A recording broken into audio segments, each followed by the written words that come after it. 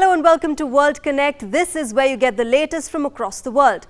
Now, as the world accepted Donald Trump to be the next US president, the result again ripped open the differences within the American society. There was a deadly Taliban suicide attack at the German consulate in Afghanistan, while in South Africa, President Jacob Zuma survived a no-confidence vote over the graft allegations against his government. This and much more in today's World Connect. But first, let's straight away get to the headlines. Donald Trump, Trump's opinion polls, becomes the 45th president of United States of America. In a bizarrely unexpected election result, Hillary Clinton concedes defeat and urges Americans to accept Trump with an open mind.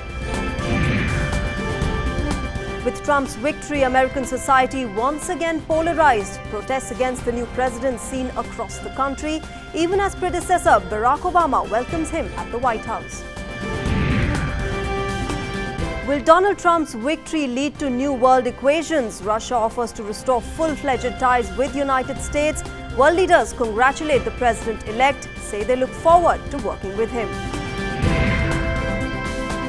And another major effort to combat rising global temperatures, Climate Change Conference of Parties 22 begins in Morocco. It aims to pull out fossil fuels from the world economy. The glass ceiling is still unbroken and the world is still getting to terms with one of the biggest shockers of this year. Donald Trump is the 45th president of United States, leaving behind Hillary Clinton by 71 electoral votes. For a man who posed as his own spokesperson at one time, it would be interesting to see how Trump would fare as the leader of one of the most powerful countries in the world. Here's how Trump trumped opinion polls and made his way to the White House. Donald Trump, president-elect of one of the most powerful countries, speaking of a unified and inclusive America. But this was not the America that the Republican painted throughout the campaign, which saw controversy after controversy. Once he entered the Republican presidential race on the 16th of June 2015, Donald Trump managed to be bizarrely charismatic and combative, as well as elitist and populist. He polarized the American society and tapped into the anger against the Obama administration in a way that none of the other 16 Republican candidates did. Under his slogan of "Make America Great Again," Trump represented the wealthy New Yorker, who convinced supporters of being their messiah, one who would help them overcome feelings of subjugation. Trump's strategy was simple: work your way around the disillusionment felt by the average white working-class Americans, who were against the policies of the Obama government. In a stunning victory that shook the world, the billionaire defeated his seasoned rival Hillary Clinton. Defying all expectations, Donald Trump defeated the first female nominee for president by 289 against 218 electoral college votes. In the United States, there are 538 electors that elect the US president, and the winner needs 270 votes to win. The winner need not necessarily receive a majority of the popular vote to become president. The nail-biting battle turned in favor of Trump when he made some big gains in swing states. While the Clinton camp was expecting a huge victory in Ohio, Florida, and North Carolina, it was a Trump show all the way in these three states. In the historic election, Republicans maintained their majorities in both chambers of the US Congress. Democrats gained only one seat in the Senate, with Tammy Duckworth defeating Mark Kirk in Illinois. The House is one of the two chambers of the US Congress alongside the Senate. Its major power is to pass federal legislation that affects the entire country, although its bills must also be passed by the Senate and the US President before it becomes a law. The Senate has several advice and consent powers which are not granted to the House. It includes consenting to treaties and consenting to or confirming appointments of federal judges, other federal executive officials, and ambassadors. Unexpected history was created in this year's US presidential elections, and history would again be scripted in the next 4 years as the Trump cabinet works towards its promise, reliving the American dream. With Hillary's loss in that crucial US presidential election, the rift in America was for everyone to see. While there were protests across the country against what many termed as a dangerous unfolding of events, rival Hillary Clinton and her strongest supporter Barack Obama were their usual graceful selves in conceding defeat. Protest and jubilation marked Donald Trump's accession to the top office in the United States. The climax to the high drama campaign came as a big surprise not just within America but across the globe as well. Many feel that election in a way has left the country deeply divided. At the same time, leaders across the spectrum have made calls for unity and joining hands to uphold the democratic values of the country. Outgoing President Barack Obama vowed to ensure a successful and smooth transition of power. Trump's Democrat rival Hillary Clinton thanked her supporters in an emotional concession speech, calling her loss a painful one. Hillary Clinton urged her supporters to have an open mind for Trump. Many Americans saw Donald Trump's rise as a threat to the status quo political system, while his own party colleagues questioned him whether he would be able to uphold party values. Fearing collapse at one point of time, Republican Party now appears to be rejuvenated and united by the win, with many Republicans pledging to work and strengthen their president-elect. Acknowledging the considerable margin in the polls predicted to be a close call, Ryan, who was re-elected to the U.S. House of Representatives by voters in his Wisconsin district, said the Republican win is the most incredible political feat he has seen in his lifetime. Veteran Republican John McCain, whose displeasure with Donald Trump was no secret, took no time in congratulating the president-elect and pledging to work with him. Donald Trump, in his victory speech, said that he will be a president for all Americans. Now he has a tough task ahead to win over the hearts of his fellow citizens, especially those who are skeptical about his administrative policies. Now, US President-elect Donald Trump responded to protests against his election victory in Auckland and Portland with two distinctly different tweets. He called the protests unfair and accused the media of inciting violence and suggested those demonstrating were paid professional protesters. Now, another tweet from his account that came nearly 9 hours later, the tone was decidedly different. It read, "Love the fact that the small groups of protesters last night have passion for our great country. We will all come together and be proud." In more news from that historic US presidential election, from President Vladimir Putin to Mexico's President Nieto, where leaders came together in congratulating the newly elected US president and expressed their eagerness to work with Donald Trump. In fact, how the US-Russia ties pan out in the next few months would be something to look out for, given the apparent warmth that Trump and Putin share. At a time when US-Russia ties have hit a new low, Donald Trump's win in the presidential election gave Russians a reason to cheer. During his presidential campaign, Donald Trump had praised Russian President Vladimir Putin on a number of occasions. Trump's triumph is seen as a big blow to US establishment, clearly suiting Russia. As his victory was confirmed after a closely and bitterly fought election, Russian parliament erupted in applause on Wednesday. Russian President Putin was among the first world leaders to congratulate Trump. He sent a telegram to the real estate mogul turned politician, expressing hope of an era of positive ties between the two nations. Offering to restore full-fledged relations, Putin also called for constructive dialogue based on mutual respect and a real consideration for the other's interests so that the crisis in US-Russian relations could be ended. For the past 2 years, deep differences over Syria and Ukraine have sent the relations between the two powers to a new post-Cold War low. US reacted with sanctions on Russia for Moscow's involvement in the Ukraine conflict. Many in Russia feel a thaw in ties with Washington may result in lifting or easing of sanctions, further providing a boost to its slowing economy. Throughout the campaign, Donald Trump appeared to have adopted a tough stance in China for taking away jobs from the US. He even announced to slap 45% tariffs on imported Chinese goods and labeled the country a currency manipulator in his first day in office. The campaign speeches may have triggered a sense of uncertainty with Chinese side, but Beijing is hopeful of continuing the beneficial exchange between the two countries. Chinese President Xi Jinping conveyed his congratulations to the president-elect, saying that he looked forward to working with Trump on promoting ties in a constructive way that avoided conflict and confrontation. Philippine President Rodrigo Duterte said he looked forward to working with a new American leader. Duterte had lashed out at Democratic President Barack Obama for criticizing his anti-drug crackdown. Iran urged the president-elect to implement US commitments as part of last year's historic deal reached with the international community in exchange of nuclear program curbs. Trump, during his campaign, had indicated that he would consider renegotiating the deal. Mexican President Enrique Peña Nieto congratulated the new leader and hoped that the two countries will work together to form a stronger relationship. Donald Trump's remarks about Mexicans triggered widespread anger and displeasure.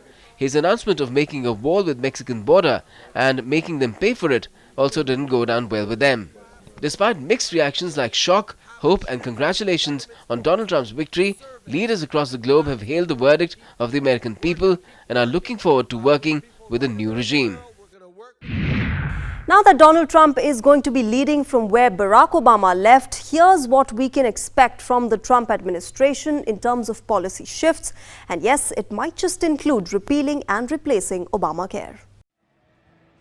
As businessman Donald Trump is all set to take over as the President of the United States, drastic alterations in key policy areas are expected, going by his fiery rhetoric during his campaigns. Bracing up for the task ahead in the Oval Office, the president-elect lost no time in meeting his Republican colleagues and surrounding himself with experienced administrators. With the backing of the Republican majority in Congress, quick implementation of new policies is expected. Republicans, including House Speaker Paul Ryan and Republican Senate Majority Leader Mitch McConnell, outlined the expected policy line of the new government, in which repealing and replacing Obamacare was on top of the agenda. Reforming the U.S. tax code and scaling back federal regulations on industry also figured on the list. The other issues which are likely to be taken up by Trump after he takes charge is to send the Senate a Supreme Court nominee soon and to review environmental regulations, including on coal. Though a lot of ideas are floating around the Republican camp, a concrete plan to replace the existing schemes under contention has not yet been declared. And with protesters also claiming a serious threat to civil rights under the new president, the first few days in office will be crucial ones for the Trump administration. All right, let's get to news from Asia now. At least 6 civilians were killed after a Taliban suicide bomber rammed a car packed with explosives into a wall around the German consulate in the northern Afghan city of Mazar-e-Sharif on Thursday. Many others were injured in the attack. The explosion had caused massive damage to the building where around 30 people normally worked. Heavily armed attackers followed up the blast, battling with Afghan and German security forces late into the night. The Taliban claimed responsibility for the attack, saying that it was in retaliation for the NATO airstrikes against a village near the northern city of Kunduz last week, in which more than 30 people were killed. Iraqi armed forces cleared the recently recaptured town of Tiba, which is about 7 kilometers south of Mosul, searching for any remaining Islamic State militants or improvised explosive devices left by the jihadists. Now, the Rapid Response Unit also removed the bodies of Islamic State militants killed during the clashes. The Mosul operation, involving a 1 lakh strong coalition of troops, security forces, Kurdish and Shiite fighters, and backed by the US-led airstrikes, has entered its 4th week, but has so far gained just a small foothold in the city. UN human rights body has said Islamic State fighters have executed scores of people in and around Mosul and are reportedly stockpiling ammonia and sulfur in civilian areas, possibly for the use of chemical weapons. All right, moving on. City workers dumped truckloads of gravel and soil into a sinkhole as they hurried to fill up the gaping hole that appeared suddenly on Tuesday and devoured a 5-lane intersection in central Fukuoka City, which is south of Japan. The Fukuoka City government planned to fill the sinkhole, which measured about 30 meters long and 15 meters deep, with special soil that contains cement so that it solidifies easily. Now, about 7,000 cubic meters of soil will be dumped into the giant hole. The sinkhole was first spotted by construction workers helping to extend a subway line. The area was immediately cordoned to prevent anyone from falling into it. It has disrupted traffic in central Fukuoka, the 7th most populated city in Japan, and some office buildings remained without power several days after the sinkhole appeared.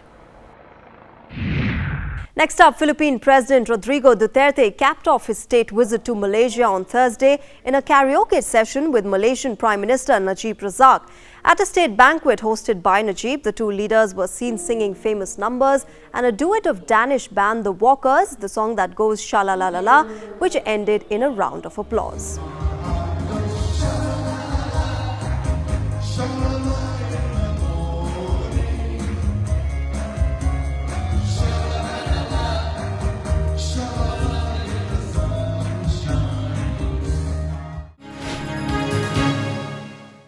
All right, let's talk about Europe. Frustrated over Europe's dilly-dallying on Turkey's EU membership, President Tayyip Erdogan has said that the grouping should make a final decision on Ankara's application quickly. Now, Turkey has been desperately waiting to hear positive words from the European Union over its accession in the bloc, but the long wait and criticism over various issues like the crackdown on opposition activists and media has infuriated it further. But in another jolt to Ankara, the European Union said in its annual assessment of candidate states' progress on meeting membership criteria that Turkey has rolled back the independence of the judiciary, freedom of expression and other fundamental democratic standards since the failed July coup. The report says that the developments have made Turkey's EU membership prospects ever more distant. All right, Rubik's Cube, that multicolored three-dimensional puzzle, has lost a trademark battle after Europe's top court said that its shape was not sufficient to grant it protection against copycats.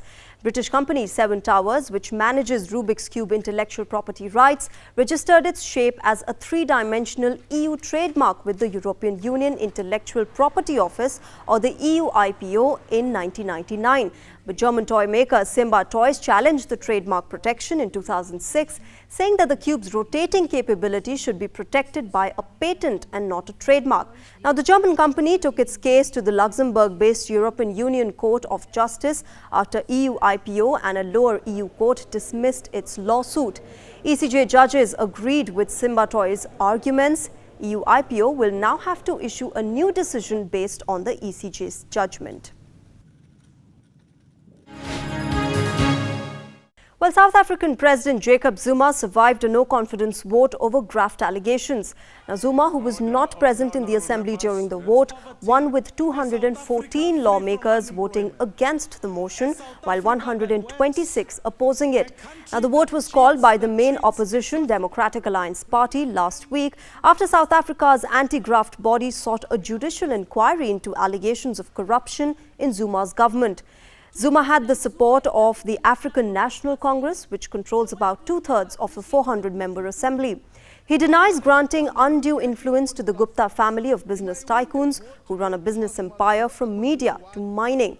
Now, the Guptas have also denied any wrongdoing. The 22nd edition of the Climate Change Conference of the Parties 22 began this week in Marrakesh in Morocco. Representatives from almost 200 nations are taking part in the conference, dubbed as Africa's COP. The summit is considered a continuation of the Paris Agreement, which won swift backing last December from almost 200 countries, including China, the United States and the European Union. Now, the meeting seeks to wean the world economy off fossil fuels in the second half of the century, limiting the rise in average world temperatures to a well below 2 degrees Celsius above pre-industrial times. Negotiators this year will also be trying to find ways to raise finances to help developing nations cut their rising emissions and adapt to the effects of climate change. The conference is set to continue for 2 weeks and will host a high-level meeting with United Nations Secretary General Ban Ki-moon, who is also expected to attend the meet. Now, let's take a look at some other major stories from across the world.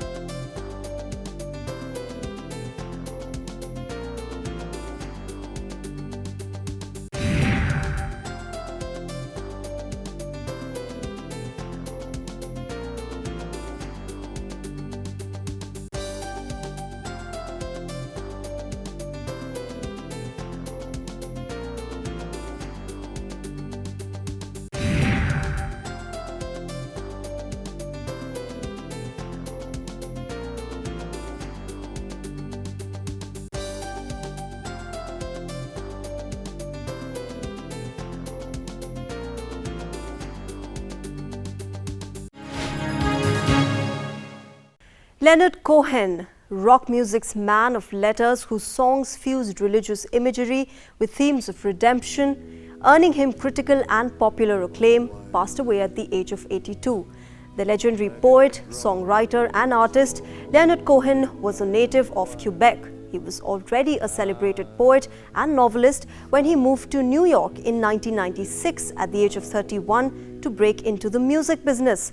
Although he influenced many musicians and won many honors, including induction into the Rock and Roll Hall of Fame and the Order of Canada, Cohen rarely made the pop music charts with his sometimes moody folk rock. Cohen's most famous songs include Hallelujah, Everybody Knows, Bird on the Wire and Suzanne. No holy dove is never free. Ring the bell that still can ring. Forget your perfect offering. There is a crack in everything. Now, Chile is renowned for some of the oldest mummies in the world. These Chinchorro mummies, as they're called, are even older than their Egyptian counterparts. Now, what was preserved for thousands of years is today in need of conservation efforts, and researchers in the area are hoping for help from UNESCO. Chile owns some of the oldest mummies discovered in the world from almost 7,000 years ago. Carbon dating puts the Chinchorro mummies between 5000 and 1500 BC. The nearly 300 mummies were recovered in recent years from the dry coastal area near the Peru border. The mummies belong to the Chinchorro community, who are a simple group of hunters and gatherers, but have amazed many through their complex methods of mummification, which also predates the much-famed Egyptian mummies. Chilean researchers are now seeking conservation aid to protect the collection of the mummified human remains by seeking special heritage status at UNESCO. The important attribute for the Chinchorro is the simple social structure for hunters and gatherers who carried out the mummification process uninterrupted for 3,500 years. What we understand is not that this is a goal in itself, but the beginning of a process of better tools for conservation with Chile and the international community. The mummies need to be kept under specific conditions of temperature and humidity to prevent deterioration. The Chinchorros usually mummified everyone, from children to adults, suggesting a more equal society. They were then buried under the sands of the Atacama Desert, preserving them for centuries. This brings us to the end of this edition of World Connect. Do send us your feedbacks. You can write to us. Our email ID is worldconnect.ddnews@gmail.com. You can also follow us on Facebook. Do send us your feedbacks through Twitter as well on @WorldConnectDD. But as we leave, here are some images of world's biggest dinosaur robots unveiled for the first time in Japan. Take a look at it. Thanks for watching. Namaskar.